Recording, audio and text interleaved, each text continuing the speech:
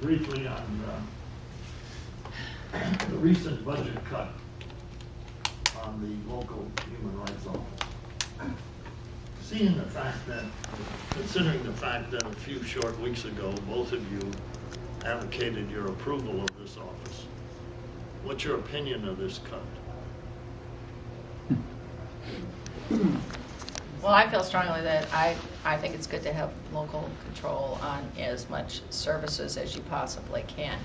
I'm not sure of all of the budget for Lionel's office. Lionel can probably speak to that better about all the intricacies of it and what combination of funds you use.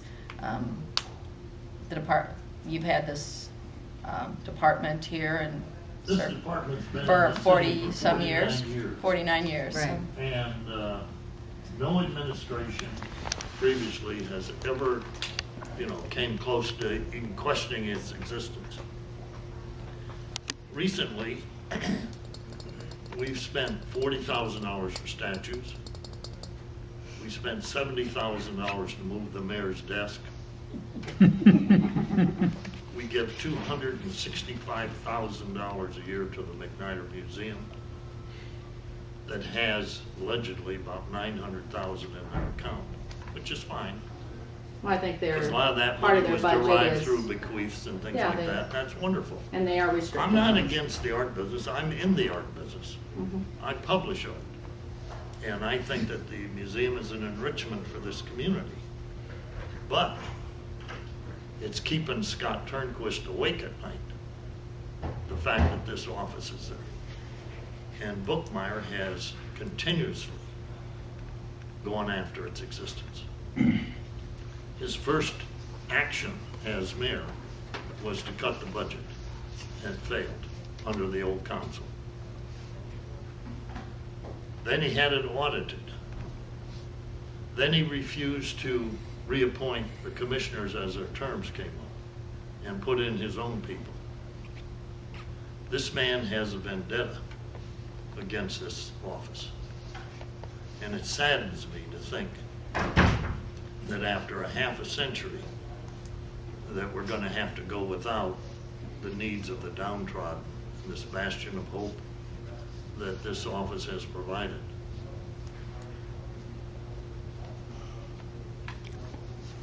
Now you have a budget hearing that comes up yet where people can speak to that issue.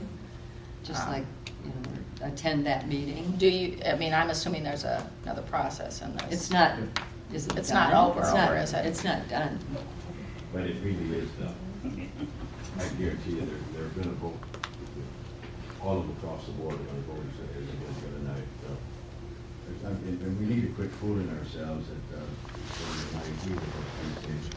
If you take the office out of here, they talk about the number of cases that our office handles in a given year. That's because of its visibility. Fort Dodge, Marshalltown, all those little other towns in Iowa, they don't have the visibility. Everybody knows now you can't go to City Hall and file a complaint. You gotta go down to the Iowa Civil Rights Commission. And so that's the dilemma, that we have a state commission who doesn't want to cooperate with a local commission, and they allow their presence to overshadow the importance of that local commission in that local community. We have volunteers on our local commission, don't get paid, volunteers who know the community.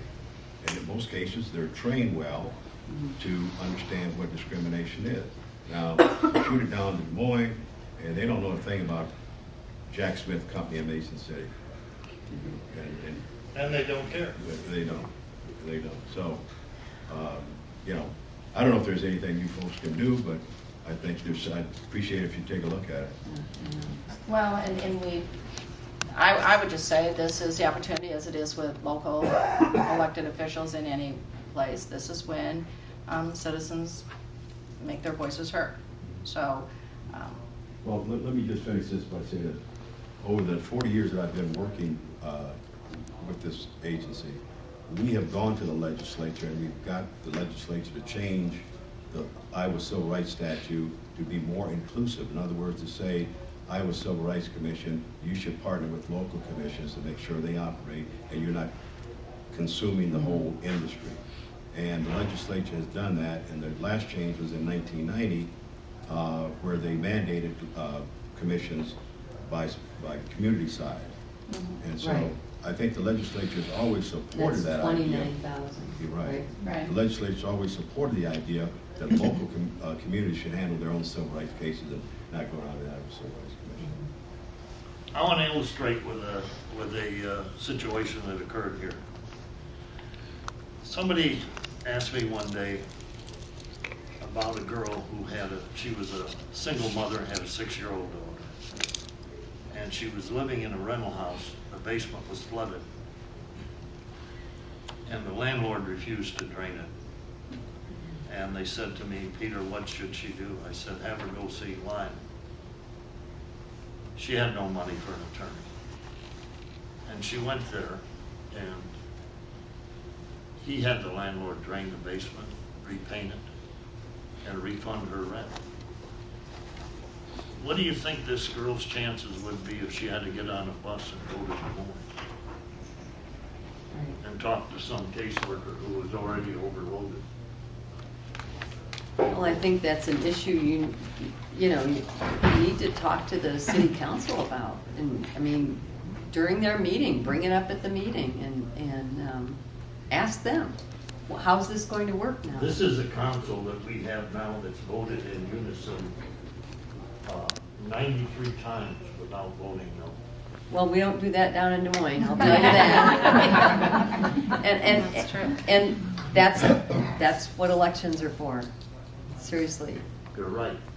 You're right. Yeah. But there's all, I mean, that's why I talked about these two guys up front, and, we've had many people that, educate and advocate for things, and that's what it's a piece of too. I mean, you have to make that cause, and It's and nice. educate the council then if you've got evidence that you want to do that, that's,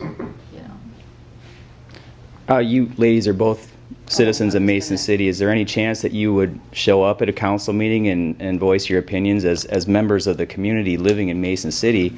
This affects you as well. Is there any chance that as citizens of Mason City, the respected members of the community, would you show up at a city council meeting and let this mayor, let this council know where you stand on this? Well, first of all, they meet on Tuesday.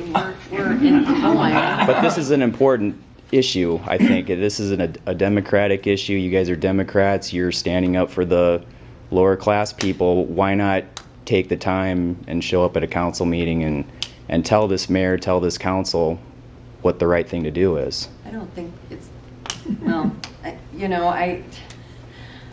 I don't think we need to be, I just think the citizens of Mason City need to voice their opinion. And I don't i.e. you. think we need to use our power, as you call it. I don't. I said as citizens of Mason City, though, as stepping out of your role as legislators, but yet you are respected. We can't step out of our role. You are respected members of this community as citizens of Mason City yet, though, and you could go to a council meeting and you could take to the podium and you could take a moment and say, rethink this, or make sure that you preserve this body and that it does the good work that it does.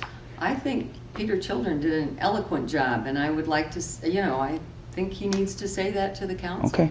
And I would like to see others show up to do that too. I know when Human Services was taken, the waiver system, the local part of that was taken and moved to Council Bluffs. It definitely makes things harder for people. But then you have to look at, they were doing cost comparisons. You have to look at those things too. Maybe, there's a Budget cuts. compromise they can come up with that would be, would keep the commission here and make others happy too. Some sort of a compromise. I don't know. when you have budget cuts, they're going to impact people's lives. I think that's as clear as you.